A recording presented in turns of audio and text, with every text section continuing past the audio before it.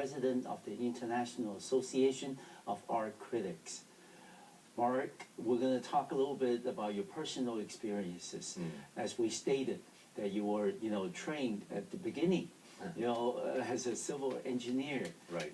At Columbia University. Right. And later on, of course, you got your PhD in art history from the Right. City University of New York. Right.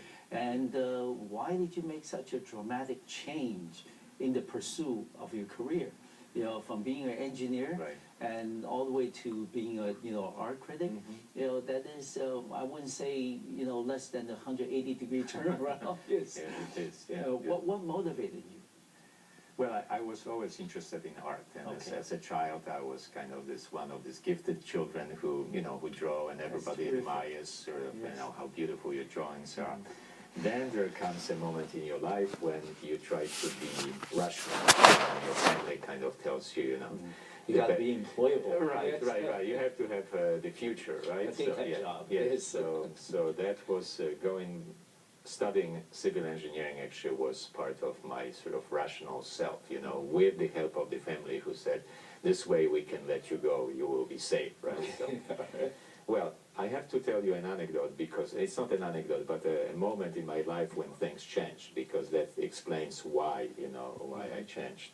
So I always, I worked as a bridge engineer for a big company on Wall Street, and I was going every day to work and, doing all kinds of design, bridge design, and we inspected all the bridges in New York, the Brooklyn Bridge, Williamsburg Bridge, and so on. And then I was working as a freelance art critic for a Polish-American newspaper in New York. Good. And I was sent to Paris to interview a painter who, when I met him, he was in his early 90s, and I was just turning 30. And so he asked me at one point, how old are you? I said, oh, it happens that today is my birthday, and, I'm turning 30. And I expected that he would say, oh, you are very young, you can do whatever you want, from a 92-year-old man. Well, he said, and I said, I'm feeling old. And he said, you have all rights to feel old. Then I said, what does it mean? Yes. You are old, I'm not old, Yes. Well, he said, you are old because this is the time in your life when you should choose whatever you want to do in your life. All right. So I went back to New York, I kind of reflected, yes, and then 6 months later I quit my job. Really? And I went back to school. Did you tell your family beforehand? Well, they kind of accepted. A 30-year-old can do whatever, you are more independent in a way. So I went back to school, of course, I reversed everything in my life, because then I wasn't making as much money as, as bridge engineer. But I have to say, it was probably one of the wisest advices that I got in my life, and I'm so delighted. So, to be an art critic, art historian, I think it's a great opportunity to discover the world. I would never be here probably as a bridge engineer, I'm here as art critic, and it creates sort of, it sort of gave me a lifetime opportunity to actually make a difference because it's not only about me traveling, I like to travel, but also to add something, as little as it is, I'm not sort of disillusioned about the importance of the art critic, but I think we can do a lot of things, and if you find your place in life when you can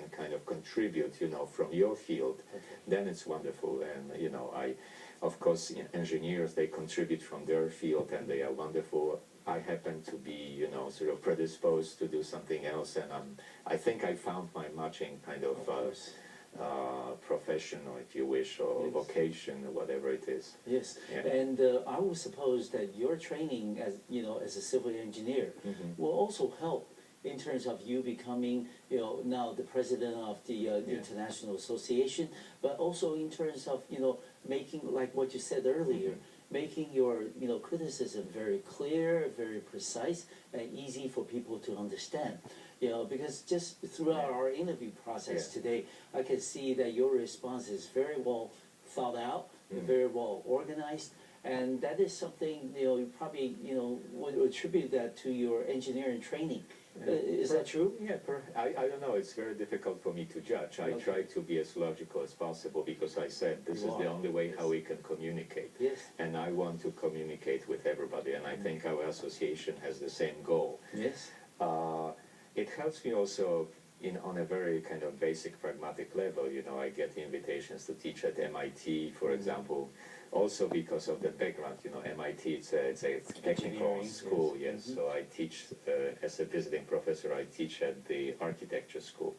So I teach sort of history of architecture and history of art and criticism. So I'm kind of sort of multidisciplinary, if there is something. So I teach at Cooper Union, which is also a small college in New York, very experimental, you know, very, very important, where we have only 3 departments: engineering, architecture, and art, studio art. So some of my students are engineers, some of them are architects, and I think it's good for them to see that you know, you can be sort of science-oriented, but you can also develop your artistic side, and the two can actually coexist in a beautiful way, I think.